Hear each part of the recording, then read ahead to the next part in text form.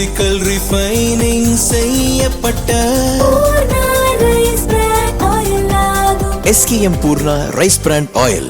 தமிழகத்தில் முதல் முறையாக ஆட்சி அமைத்துள்ள தவேக கட்சிக்கு பார்லிமெண்டின் இரு சபைகளிலும் எம்பிக்கள் இல்லை. தமிழகத்தில் காலியாக உள்ள ஒரு ராஜ்யசபா எம்பி பதவிக்கு வரும் 18இல் தேர்தல் நடைபெறவுள்ளது.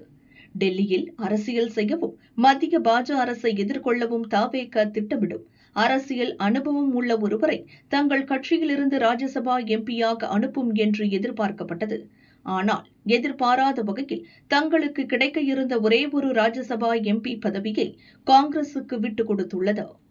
சட்டசபை தேர்தலில் தவேகவுடன் கூட்டணி அமைக்க வேண்டும் என வெளிப்படையாக குரல் கொடுத்தவர் காங்கிரஸ் தரவு பகுப்பாய்வு பிரிவு தேசிய தலைவர் பிரவீன் சக்கரவர்த்தி. அவருக்கு எம்பி பதவியை கொடுத்துள்ளது தவேக. முதல்வரான பின் கடந்த மாதம் 27ஆம் தேதி டில்லி சென்ற விஜய் பிரதமர் மோடி, மத்திய நிதியமைச்சர் நிர்மலா சீதாராமன் ஆகியோரை சந்தித்தார். இந்த சந்திப்பு வெற்றிகரமாக அமையவில்லை என கூறப்படுகிறது. மத்திய உள்துறை அமைச்சர் அமித்ஷாவை சந்திக்கும் முயற்சியும் தோல்வியில் முடிந்தது. இந்த சூழலில் ராஜ்யசபாவில் தவேக நுழைந்தால் பாஜவை நேரடியாக எதிர்க்க வேண்டியிருக்கும். இதனால் மத்திய அரசுடன் சுமூகமான உறவு இருக்காது. எனவே இப்போதைக்கு மத்திய அரசுடன் மோத வேண்டாம் என்பதால் ராஜ்யசபா எம்பி பதவியை காங்கிரசுக்கு விட்டுக் கொடுத்துள்ளதாக தவேக தரப்பில் கூறப்படுகிறது.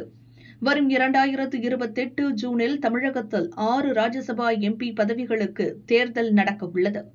அதுவரை அதிகாரிகளை வைத்து மத்திய அரசுடன் இணக்கமான போக்கை கடைபிடிக்க முதல்வர் விஜய் முடிவு செய்திருப்பதாக தெரிகிறது.